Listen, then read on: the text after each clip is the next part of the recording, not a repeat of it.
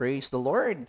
Let us go and proceed to our Lectio Continua here in the book of Ecclesiastes. And we are now on chapter 3, verses 1 through 15. So chapter 3, 1 through 15.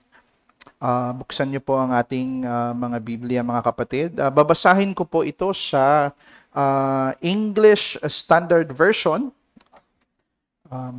And the word of the Lord says here, hear you people, for everything there is a season and a time for every matter under heaven, a time to be born and a time to die, a time to plant and a time to pluck up what is planted, a time to kill and a time to heal, a time to break down and a time to build up, a time to weep and a time to laugh, a time to mourn and a time to dance, a time to cast away stones and a time to gather stones together, a time to embrace and a time to refrain from embracing, a time to seek and a time to lose, a time to keep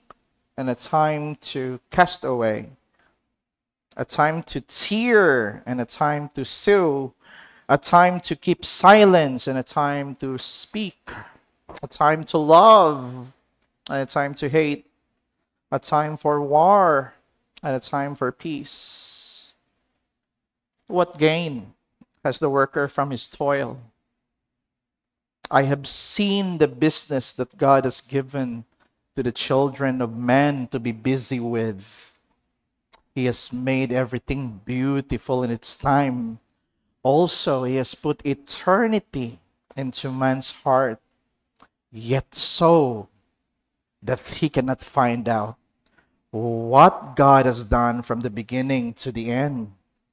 And I perceive that there is nothing better for them than to be joyful and to do good as long as they live, and also that everyone should eat and drink and take pleasure in all his toil. This is God's gift to man. And I perceive that whatever God does endures forever. Nothing can be added to it, nor anything taken from it. God has done it so that people fear before Him.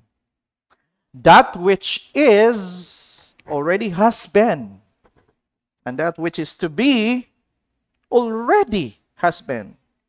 And God seeks what has been driven away. Here, O people of God, that's the word of the Lord. Let's pray to God.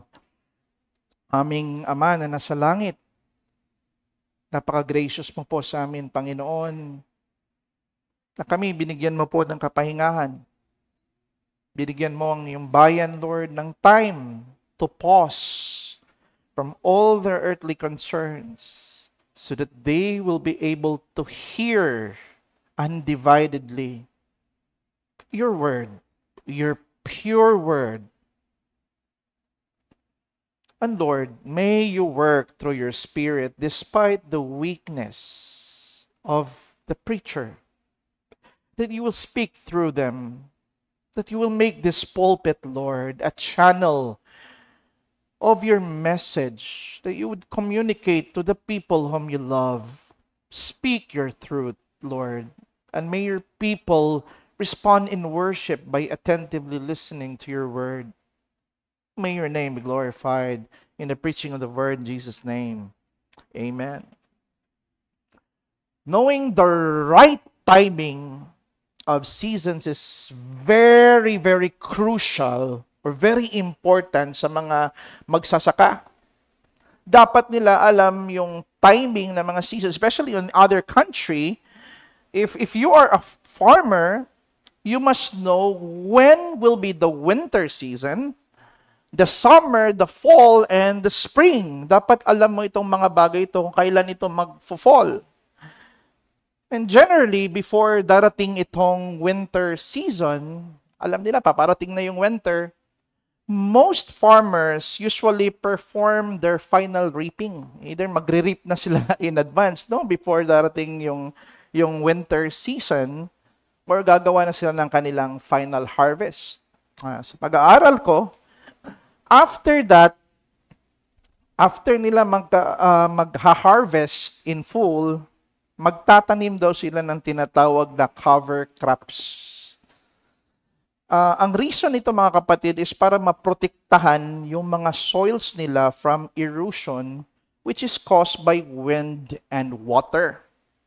So when these cover crops later on ma-decompose na ito, nakakatulong pa din ito. Why? It increases soil fertility and it improves water retention. So this prepares for them for another planting season in the spring. So dapat alam nila yung tinatawag na timing, no? According sa nabasa kong article, mga kapatid. Knowing the proper timing ensures gain for farmers. Yet, there are some cases, mga kapatid, that the farmers, despite sa kanilang expertise sa mga seasons, there are times that they are caught off guard of a sudden change in the weather. One perfect example of this is what exactly happened just this May 2025, no? Doon sa South Korea. Nag-drop yung temperatures falling down to 22.6 degrees Fahrenheit at nangyayari ito during sa springtime. Kumbaga, ito yung best season ng pag-bloom nito mga kapatid, no? Biglang dumating itong cold or frosty weather, leaving many farmers devastated. Na-destroy ang kanilang major crops na kanilang pinaghirapan. Hindi nila in-expect na magbabago yung seasons at weather that never thought would happen. It happens, no? And many instances na nangyayari yon na hindi napipredict yung mangyayari. What I'm trying to get across here, we're not talking about weather and whatnot here, mga kapatid. Here in the book of Ecclesiastes, pinapakita din sa atin ng Diyos na hindi tayo ang appointer ng times and seasons, no? And not only that, pinapakita din sa atin ng Diyos na we just don't know the appointed time and seasons beforehand. Siguro napapansin natin yung will ni Lord after na mangyari yung event. But before the event happened, nobody knows what's gonna happen. It's only God. And our main message for this afternoon is this: God keeps hidden the appointed time He sets to every event in life so that His people will fear Him and appreciate what they have in the present. Hindi pinapaalam ng Diyos sa tao ang takdang panahon na itinakda niya sa bawat pangyayari sa buhay ng tao upang ang tao ay magkaroon ng takot sa Kanya at pahalagahan nila kung anumang nasa kanila sa hinaharap. That is the message of this chapter that I see. And two things that we will be talking about this afternoon. God's appointed time is kept secret, so His people will fear and trust Him. God's appointed time is kept secret, so His people will appreciate what they have. But before that, let's go with our exegesis in Ecclesiastes 3, verse 1. No? Sinabi dito mga kapatid, for everything, sa lahat ng mga pangyayari, right? For everything, there is a season and a time for every matter under the heaven. Can you think about that? Lahat ng mga nangyayari dito sa mundo, dito sa silong ng langit, mga kapatid, these are all appointed. At merong nag-appoint sa bawat event na nangyayari dito sa mundo. Alright? In dito sa verses 2 and 8, this is actually a poetry, no? Ito ay kanyang tugon sa tanong niya sa verse 9. Ito yung main question niya sa verse 9. What gain has the worker from his toil? Ano ang gain na meron makukuha natin sa lahat ng hard work, no, na pinuput forth natin dito sa mundo?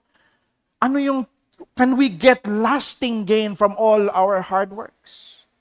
At ang sagot ni Kohelet for that question is no. But before he answers that, he presents the reason. And this poetry, dito sa verses 2 and 8, ito yung reason niya. Because lahat ng mga pangyayari dito sa mundo, this is not due to your work, not due to your performance, because there is someone who appointed all these things dito sa mundo. And from here, let's look at Ecclesiastes 2, from verses 2 to 8. But before that, kailangan ko munang i-share sa inyo, mga kapatid, no, na si Kohelet, since this is in Hebrew, sinulat ito sa Hebrew, mga kapatid, siya gumagamit ng literary device or tinatawag sa Tagalog na tayutay, no? Na kung tawagin, this is very common in Hebrew poetry at marami ito sa maraming mga instances nito sa iba't ibang books ng Bible na ginagamit itong tayutay na ito. This is what we call merism, no? Very common Hebrew poetry. So, what is this merism na literary device? Ito siya, mga kapatid, kung saan ginagamit niya ang dalawang magkasalungat. A time to be born and a time to die. Pansin niyo yun, yung mga kasalungat na mga ideas. Gumagamit siya ng dalawang magkasalungat o magkaibang dulo or two opposites ng isang saklaw upang ipahiwatig niya ang kabuuan nito. So, magbigay tayo ng example. Nakuha ko ito sa page ng BibleStudyBites.com. For example, itong text somewhere in Psalms, as far as the east to the west. Di ba? You saw that verse? Ang ibig sabihin nun, mga kapatid, is it refers to all the distance. No? So, gumamit siya ng two extreme. But the main idea there, gusto niyang sabihin, all distance. Comprehensive. No? Another thing is the tree of knowledge of good and evil. Kasalungat, right? Good and evil. It simply means the tree of all knowledge. But since he's using a literary device or itong tayutay na merism, he can just use the opposite, no? Tree of knowledge of good and evil. But it literally means tree of all knowledge, no? According sa mga commentator. Now, for example, another one is he's going out and he's going in. Siguro nababasa natin sa English Bible yan, no? Going out and going in is equivalent to all activity. Alright? So that is what we call merism sa Hebrew poetry, and that's very common, no, according sa mga writers. Now, let's look at here dito sa verses 2 and 8. Sinabi dito sa Biblia, may panahon upang isilang, no? There's a time, may appointed time to be born, at may appointed time para mamatay, no? So what is he trying to say here? Kohelet was trying to say here that all of life, born, death, from start to finish, from the womb to the tomb, all of these ay itinakda ng Diyos. Ang lahat ng pangyayari, every event in your life ay may nagtakda nito, mga kapatid. It doesn't mean na para tayong robot, no? That we talk all about in the providence that we are still doing our choices. But all of these, mga kapatid, in His mysterious plan and will, nangyayari bawat event sa buhay mo dahil may nagtakda nito. Alright? Now, He says here in verse 2 again, no? panahon ng pagtatanim at panahon upang bunutin ang pagtatanim. So he was trying to say here that even all the productive work, all agricultural work, in all its success and failures, are all determined and appointed by God. Sounds amazing. Nakakamanga itong katotohanan, mga kapatid, no? Na lahat ng nangyayari pala sa buhay natin, whether it be success or failure, pagbagsak at paglago, lahat yon, sinasabi ni Kohelet dito, it is appointed by God. At ang mga panahonan pang mangyayari itong mga bagay na ito is not because of you, not because you are a hardworking person, not because you are an intelligent person.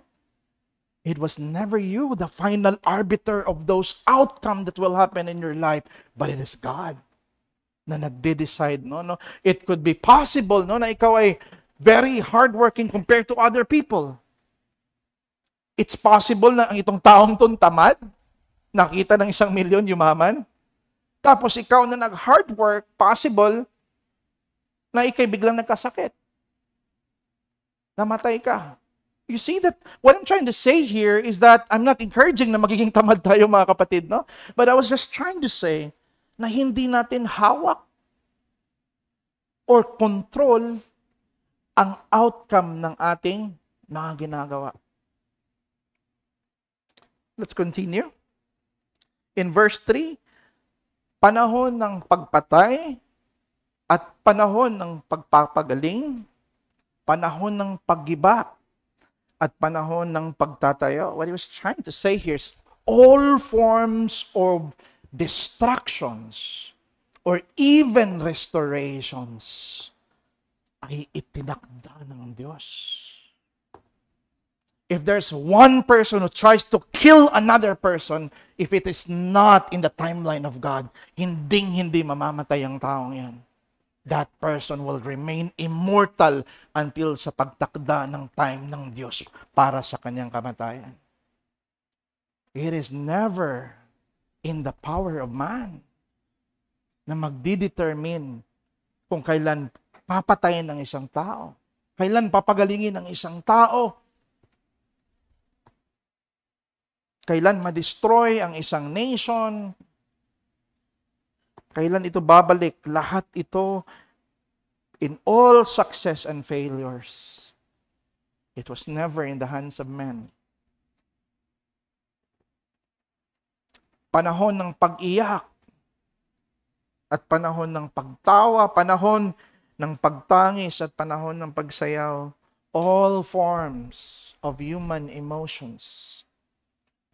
May mga season sa buhay natin na tayo ay punong-puno ng kalungkutan. We lost a loved one. One of our family members passed away. Or one of our family members got sick. Or we lost a job. Or naging disabled ang iyong father or things like that na wala nang pang-support sa inyong panganap buhay. You see that? And sometimes we feel so worried what's going to happen next. But even that, although that is something that is very hard to wrap around our head, mahirap siyang intindihin itong mga nangyayari sa buhay natin. But mind you, the text is telling us, all of these are appointed by God.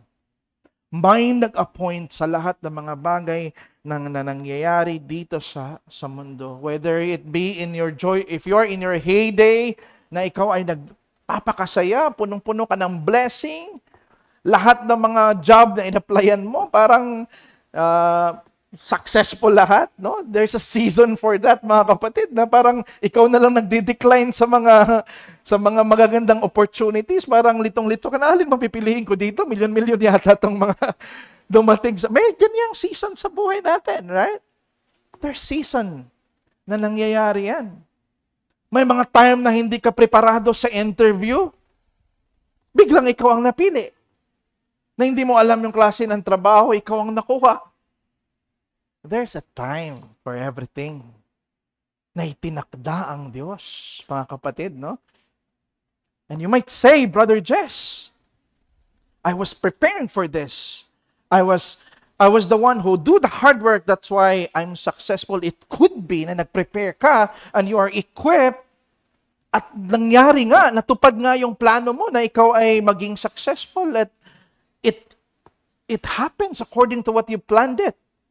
But brother, yes, there might be cases na nangyayari yan, but it is never owing to your effort. It is never owing to your hard work na nangyayari yung event na yan.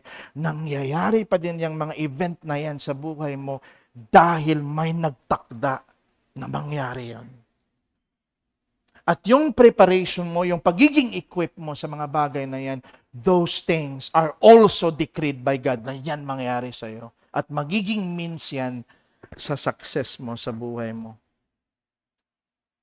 Pati pagkabigo. Verse 5, panahon ng paghahagis ng mga bato at panahon ng pagtitipon ng mga bato. Parang malayo ito culturally sa atin, mga kapatid, no? Sa Midrash Rabbah ay parang ano daw ito, no? According sa commentary ng mga Hebrew, mga kapatid, parang related ito sa sexual intimacy sa kanilang cultural idiom. Panahon ng pagyakap, panahon ng magpigil ng pagyakap. All forms of human intimacy na nangyayari sa buhay ng tao ay may panahon na itinakda ang Diyos para dito. Parang pinapakita ni Kohelet dito na lahat ng aspeto ng buhay, whether intimacy, whether related to your work, whether related to your life, whether you're born or gonna die, whether relates to your emotion, na magiging successful ka, magiging happy ka, or hindi, babagsak ka. Parang pinapakita ni Kohelet dito sa atin, mga kapatid. Wala to sa kamay natin, no?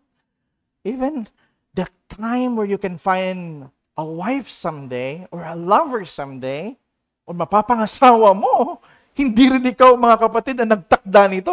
Hindi, naghanap ako dun sa, sa mga website. No. Or nag-meet up kami dun, may fellowship kasi. Doon ko siya nakilala. No, hindi rin yun, mga kapatid, no? It's never owing to our plans. God can use them as a means, of course, no? But Diyos, mga kapatid, maraming mga camps, maraming mga fellowship, pero may mga iba na nanatili pang single, no? Because that's God wants them. That's a possibility. We don't know, mga kapatid, no? Pero it's all going in accordance to the plan of God. That is very clear here in the book of Ecclesiastes. Panahon ng paghahanap, verse 6, at panahon ng pagkawala, panahon ng pagtatago at panahon ng pagtatapon. What's he's trying to say here? That all endeavors related to possession, whether it be possessing something or pertaining to losses, they are decreed by God. Panahon ng pagpunit, panahon ng pananahi, related sa division and reconciliation.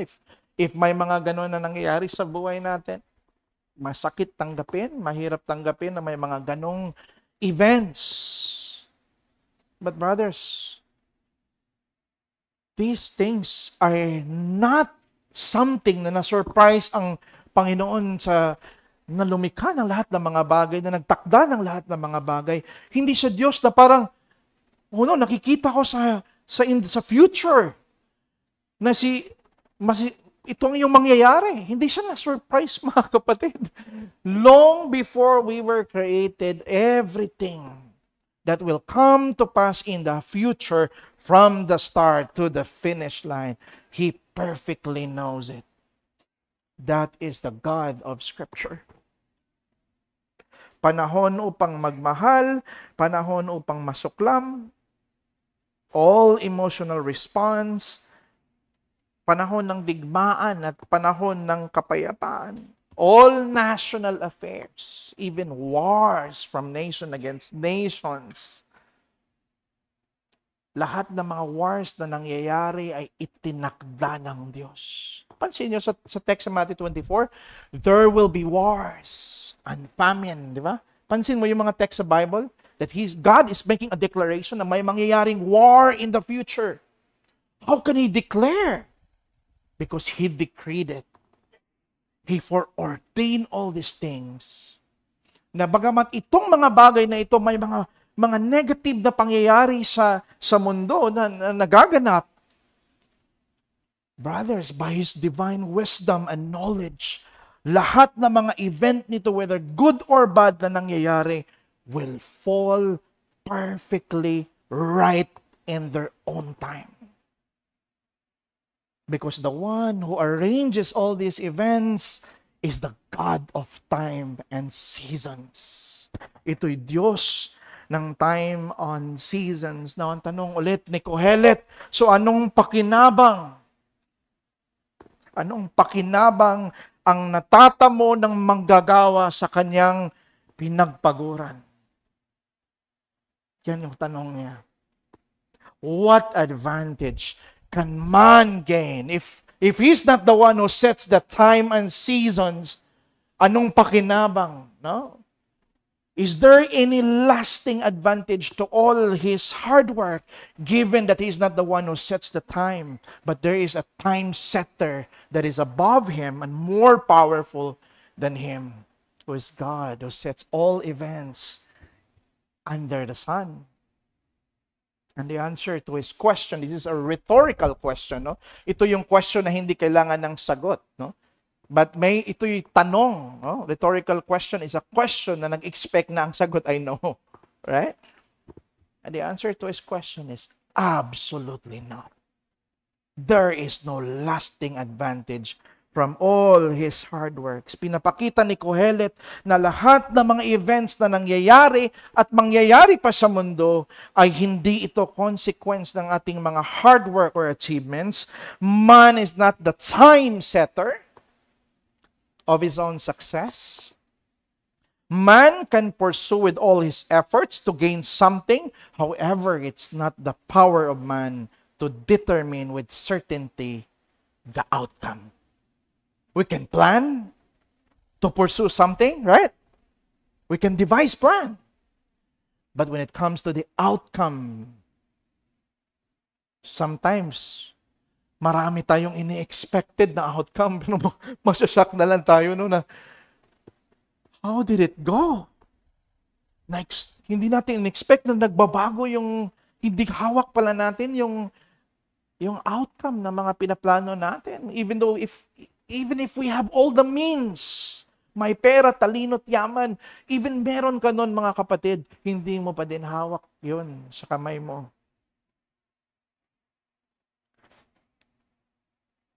Both man's success, even his failures, are determined by God, who appointed the time and seasons for everything. There was one time that my wife, before, it's a long time ago, nagtatanong siya sa akin, "Love, what if hindi ako makapasa?" And I always said to her, "Love, it's not in our power to determine the outcome. Just do your best. So what you can do, just do it. And if the outcome is different, it's God's will. What's important that you're doing your part. What you ought and what you need to do it. The outcome, let's leave it to God. Let's pray to Him." And that's what Ecclesiastes was trying to tell us, mga kapatid. Wala ito sa kamay natin. Now here in verse 10, before that, no? Because, mga kapatid, there are times na marami tayong plano, no? But who knows that after a year or two, final breath na pala natin, kukunin na pala tayo ng Panginoon. Ang dami pa nating mga plans, pero kukunin pala tayo ng Panginoon because we don't set the time of our death, right? He's the one who sets the time of our death. You don't know. Only God knows, mga kapatid. Kaya ang death nga, dumadating siya sa buhay natin in ways that we least expected it.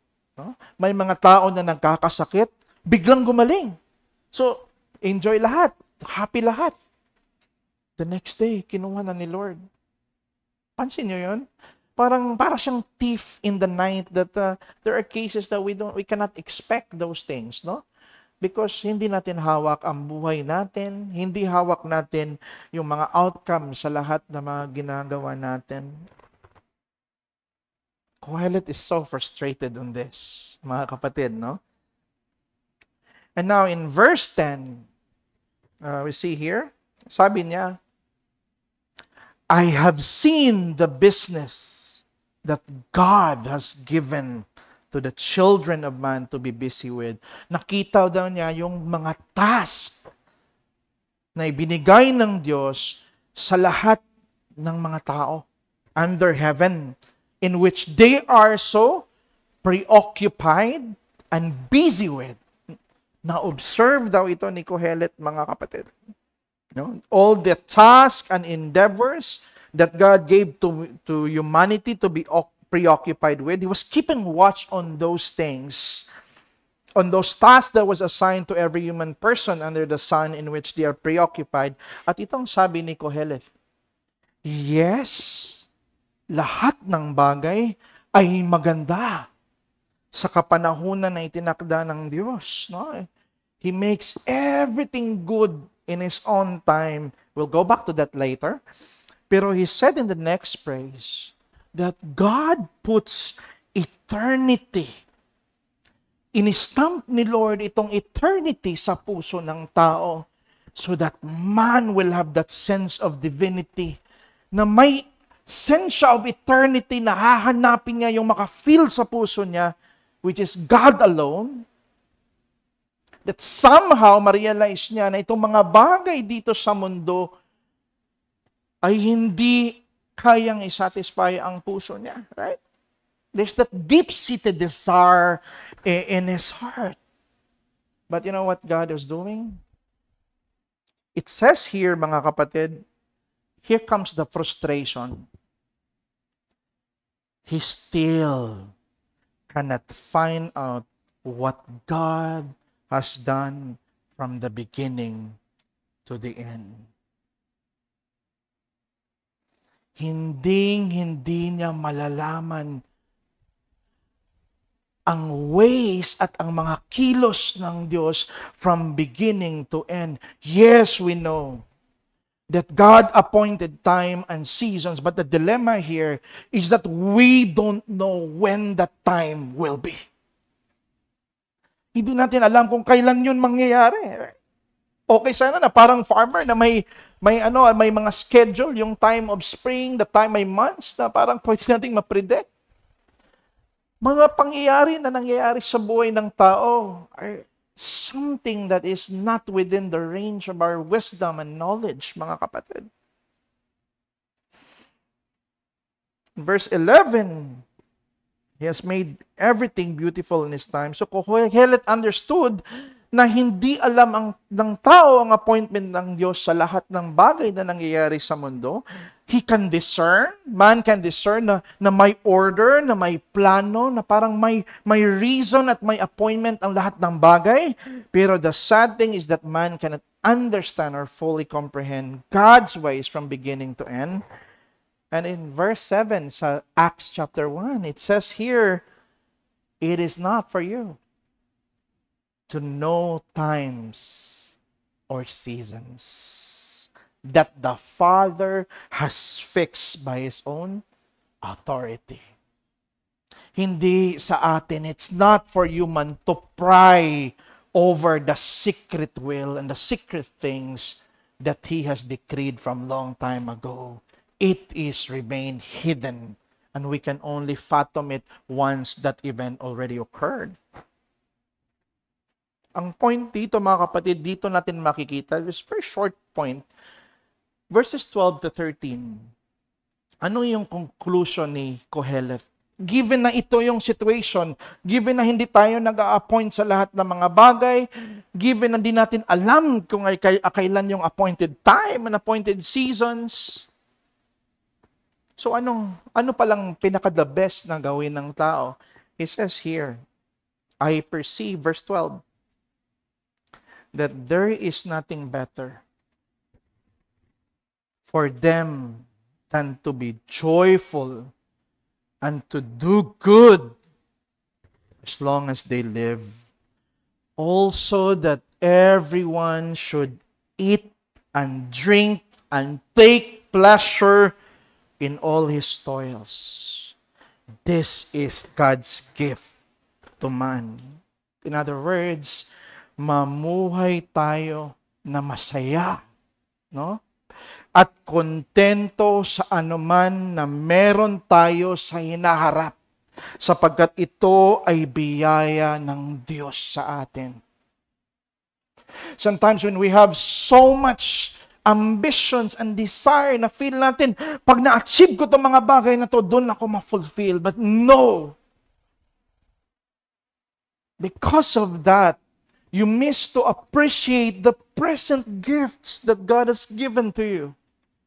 Nakalimutan natin, mga kapatid, no, na itong mga present blessings na meron tayo, no matter how simple or ordinary, emanate from the hand of God. Nanggagaling ito sa benevolent hand ng Diyos na pinagkaloob sa atin. And the more we aspire for more and greatness, kasi gusto nating ma-fulfill yung puso natin, no? Ang mangyayari dito is because we want more and more and more. There's nothing wrong to have that kind of ambition. Huwag mo lang gawin yung substitute sa Diyos, mga kapatid, no? Because God loves for all of us to excel. Let's make that point clear. Pero kung gagamitin mo yung mga bagay na yon para isatisfy yung puso mo, hahanap ka ng lasting gain for something more and more. Because of that desire to get more and more and more, yung mga simple and ordinary things will be overlooked. Because we keep on worrying and thinking about tomorrow's best, no? In Matthew 6:34, therefore do not worry about tomorrow. For tomorrow will worry about itself. Today, there is a worry that is appointed for this day. Tomorrow, meron din siyang sariling worry. So why would you worry for tomorrow when tomorrow you're gonna be worried after all? Nakalimutan mo na yung present. Each day has enough trouble of its own. So let us not be overly anxious about tomorrow, that we may forget the goodness of God in the present. You can think about tomorrow, but learn to appreciate these things, the present blessings and goodness of God na ibinagkaloob sa iyo. Oh, bless the Lord. Sabi ng Psalmist, Psalms 103:2, bless the Lord, O my soul, and forget not all His benefits. So, challenge is, when was the last time that you prayed and thanked God fervently for giving you food on your plate? Na sobrang na-appreciate mo na may pagkain ka sa plato. That you have food on your plate in the present, or for thanking God for giving you even a small house na ikaw ay nakapagpahinga kasama ang iyong mga anak na safe at maayos. There are times for sure na tayo ay naghahangad sa mga malaking bagay, right? And it's not wrong to do hard work and make better ambitions for our family. Pero wag nating kalimutan na i-appreciate kung anong meron ka ngayon dahil sa malaking hangarin na makamtan mo yung wala pa. Huwag, kapatid, no? But you know what? No? The gospel did something better now. because we are no longer those who are without hope. Hindi tayo kagaya ng mga hopeless na people that let us eat and drink, for tomorrow we are going to die anyway. Kain, pleasure, and everything, and all of that. Eat and drink, for tomorrow we will die. No. When Christ came into this world and gave us hope, we have a different mantra. Let us eat and drink and enjoy the present gifts, no matter how small today, because tomorrow we will live. And we will live better because He promises us greater than this world can offer. At kaya marami tayong more reasons not to be jealous, not to be envious of the things of this world that will make you stay away from God. Because we have better heritage, better positions na nakalaan sa Diyos para sa atin. At dahil kay Kristo, may sapat tayo na dahilan na i-appreciate itong mga blessings no matter how ordinary. Bakit? Because nanggagaling itong mga blessing from the hand of our Father, Ama. We are now adopted children of God. We can now pray, Our Father in heaven, give us this day our daily bread. You see that even those small things that you receive from God in the present, you have so many things to thank. Why? Nanggagaling yon sa Ama na nagmamahal sa iyo. And God is now our Father. Kaya kung anumang blessing na meron tayo, pasalamatan natin, no? Ma-enjoy tayo sa mga pagpapala na natatanggap natin at huwag nating i-disregard yung mga simple at ordinaryong bagay. I-appreciate natin itong mga kapatid sapagkat ito yung nanggagaling sa Diyos. Pero kung ikaw ay hindi kaisa kay Kristo, kung ikaw ay hindi pa sumasampalataya sa Kanya,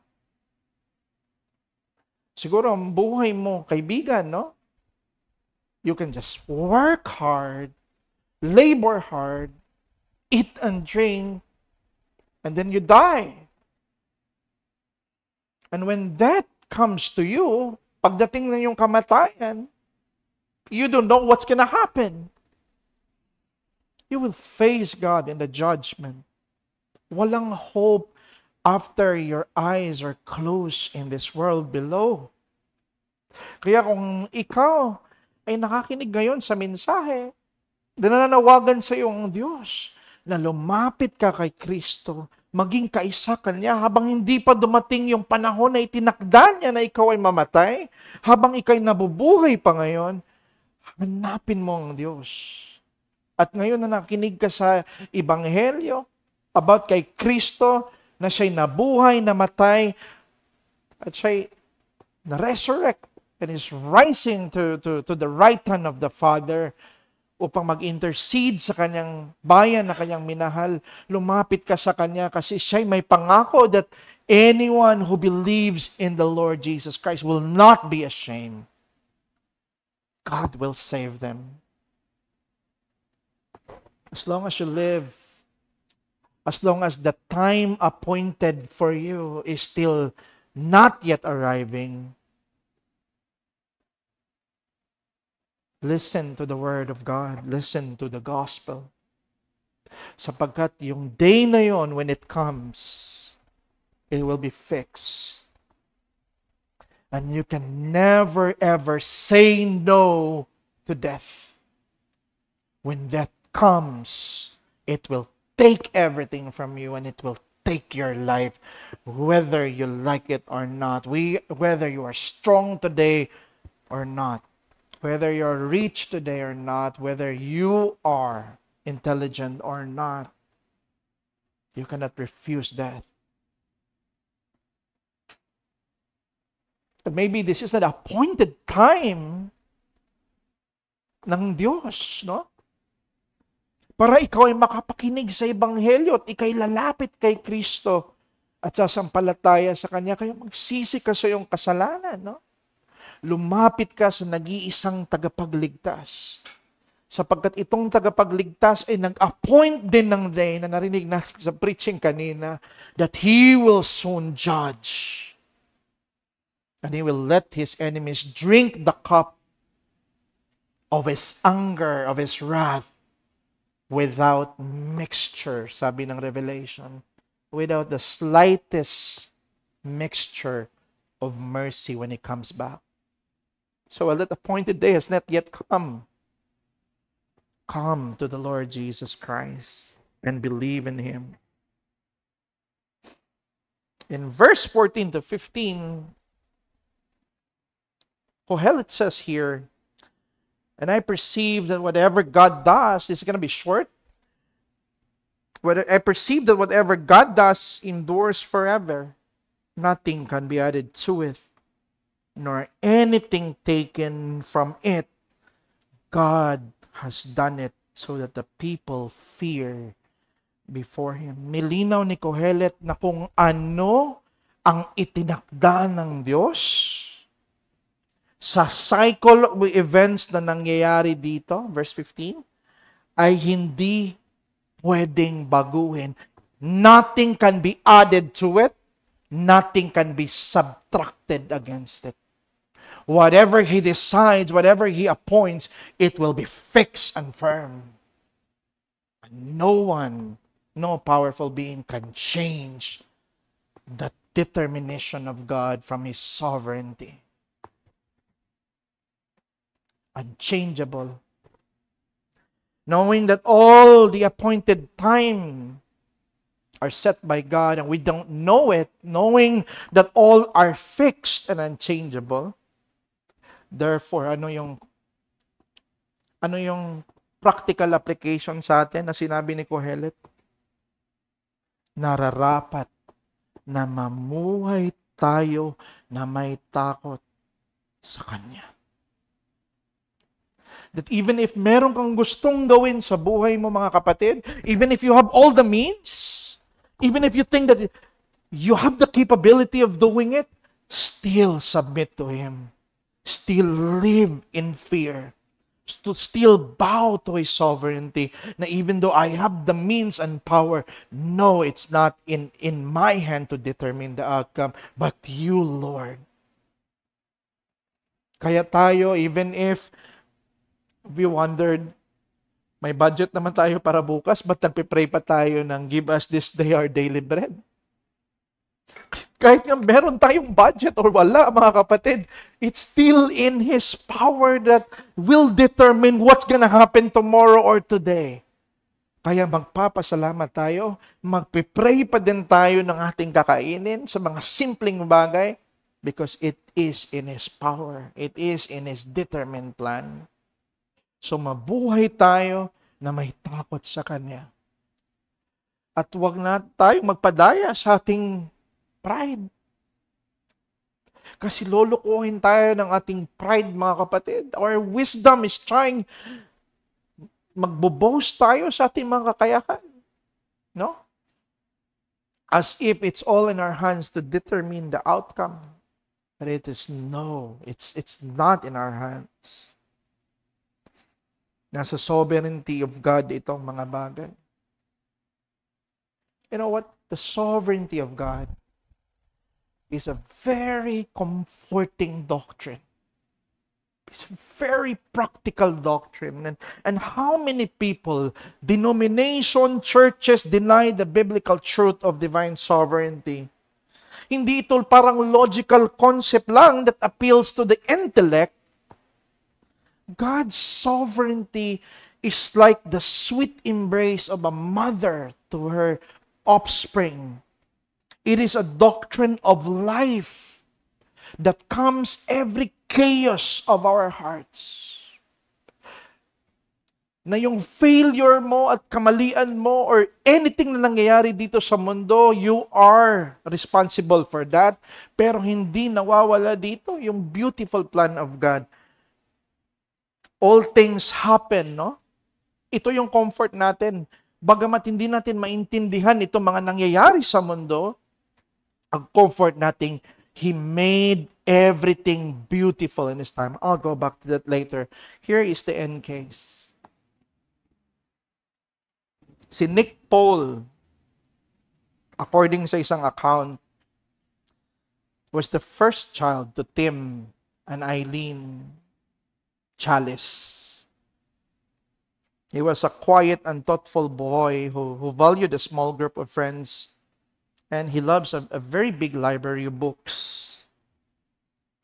Later on, nung lumaki na si Nick Chalice, natutuwa si Tim sapagkat naging tunay siya na Kristiyano. Nag-aral siya sa seminary and whatnot. He professed faith and baptized and received as a member of the Grace Fellowship Church. But on November 3, 2020, while participating in a sports activity with his hole, biglang nag-collapse si Nick. Very suddenly and unexpectedly. And despite the best effort of friends, first responders, and emergency room doctors, the sad thing is that he could not be revived. And with this tragic event, sobrang nalungkot si Tim Chalice na ama. I think it's true, maybe, I haven't experienced it, that nothing could be sadder than the father na siyang maglilibing sa kanyang anak. For a father to take his deceased child to cemetery. And this is what Tim Chalice said. My life has known no moments harder than this. My heart has known no sorrow deeper than this. Nothing could be more final, nothing more sobering, nothing more shattering than watching my son's casket be lowered inch by inch, foot by foot, until at last it comes to rest at the bottom of a grave. His grave, his place of final rest. I stand with my arms around my two girls, tears coursing down my face, turmoil ravaging my heart. My poor boy, my precious boy. I hear the pastor say the words, dust to dust, and a piece of me is being buried. A piece of my heart, a piece of my soul, and a piece of my very self. And what he said afterwards, I trusted God as He led me through daylight, and I will trust Him now as He leads me through the darkness, through the thickest darkness. I may not be able to see the way I go, but I don't need to, because my eyes is fixed on the one who's guiding me. Is fixed on Jesus. And in His book, it's easy for all of us to sing the song, God is good all the time, no? And all the time, God is good. But I heard a different tune, a different harmony from him when he wrote the chapter, God is good all the time. Now, even at the loss of his own precious child, Nick, he can still say, God is good. And all the time, God is good. But his comfort here, mga kapatid, He has made everything beautiful in His time. Verse 11, if every event that happens, the good and even evil, calamity, death, sickness, famine, hindi siya accidente or random tragedy that slips from the powerful control of God, then we can rest. Tayo'y makapagpahinga with our anxious head in the soft pillow of divine providence. And we can be comforted that even if we can't explain these things na nangyayari, that even if we can't understand it or fathom the situation, our faith lies on the infallible truth that these things are appointed by a God that is perfect in wisdom and perfect in goodness. What a great God we have. Let us pray to the Lord. O Lord, our Father, how small we are, Panginoon. We cannot fathom, we cannot read all your ways, we cannot read all your plans. But thank you, Lord, na may confidence kami na lahat ay nangyayari according to your plan, both good and bad. Everything fall into its place perfectly and all things work together for good for all of us. Ang aming confidence, Panginoon, ay hindi ang mga bagay nangyayari dahil sa amin, but dahil sa iyo, Panginoon. At salamat sa pag-remind sa amin na i-appreciate namin kung ano ang meron sa amin in the present. At salamat ng aming ignorance bilang creature sa iyong will ay magtutulak sa amin at magtuturo sa amin na mamuhay na may takot sa iyo, na ma-humble down kami at ma-mortify namin ang aming pride sa sarili naming wisdom. Salamat, Lord, dahil sa iyong bugtong na anak, na kami ay nakaroon ng panibagong rason, panibagong hope, na mamuhay man kahit simple, mamumuhay kami, Panginoon, someday with a better estate in glory. Let's pray. We thank you in Jesus' name. Amen.